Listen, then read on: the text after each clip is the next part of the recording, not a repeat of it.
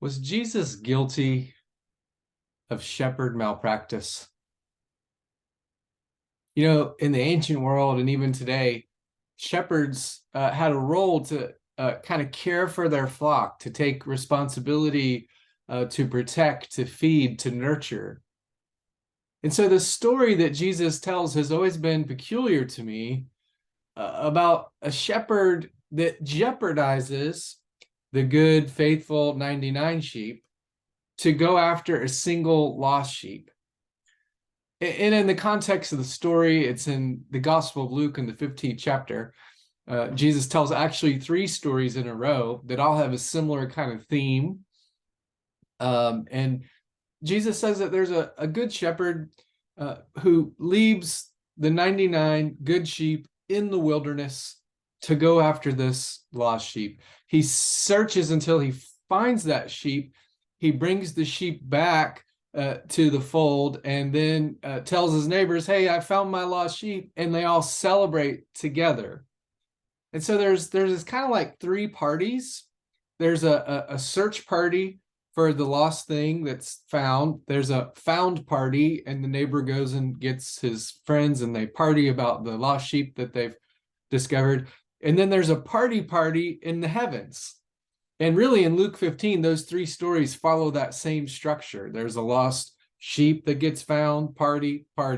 There's a lost coin that gets found. A woman gets down on her hands and knees, searches till she finds it, finds the coin, party, calls the neighbors over, heavenly party, celebration.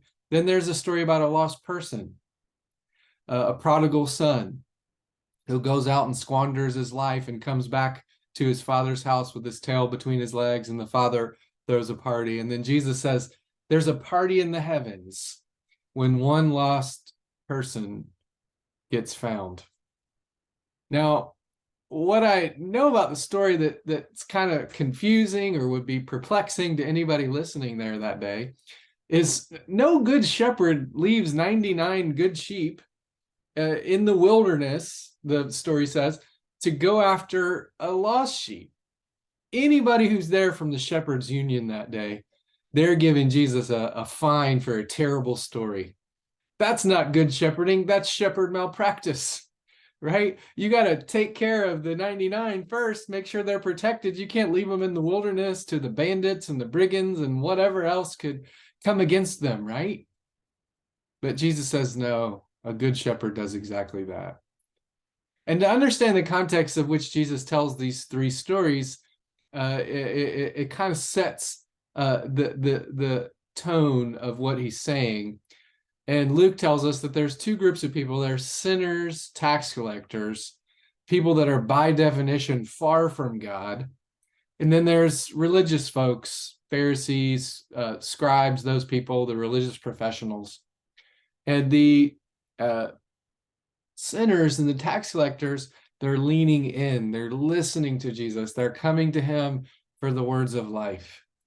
And the Pharisees and the religious leaders, they're kind of grumbling and they're in an uproar about this wild Messiah with his terrible stories.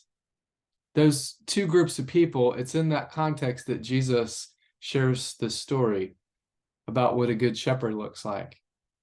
And for me, the three stories really are more than just stories about coins and sheep and even lost people, but they're stories about who God is. They're stories that give us a window into the heart of God.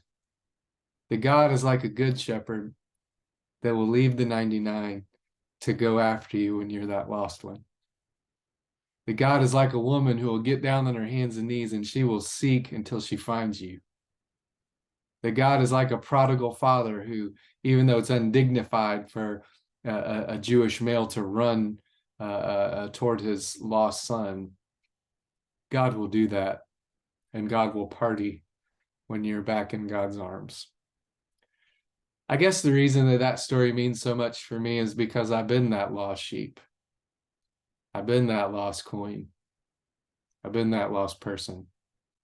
And I've known the seeking and sending love of God, a God who came after me, a God who ran to me, a God who embraced me in grace, a God who pulled me into his church and said, let's have a party. And so this story, maybe do you find yourself somewhere in the story? And let me ask a question to kind of get our conversation going here. If this story happened today, what would it look like?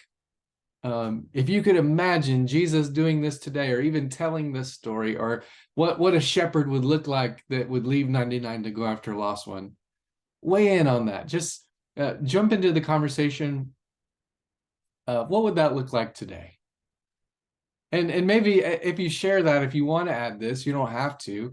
If this Jesus story is true, and this is true about God, and it like gives us a window into God's heart, how would it change how you live or how you relate to people? Right? So let's all share about that in conversation together.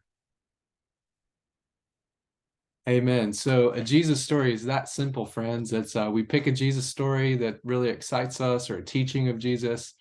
We try to share it in a compelling way, maybe upset the equilibrium, get people thinking about what's happened in the story, express why the story is meaningful to us personally and our experience of the Jesus story, why we chose that one even, and then ask a framing question that gets people talking. It's that simple. We use these Jesus stories in all of our variety of fresh expressions, and tattoo parlors and dog parks and burrito joints and VR and inpatient rehabs and dinner churches and messy churches, and essentially anywhere we can gather.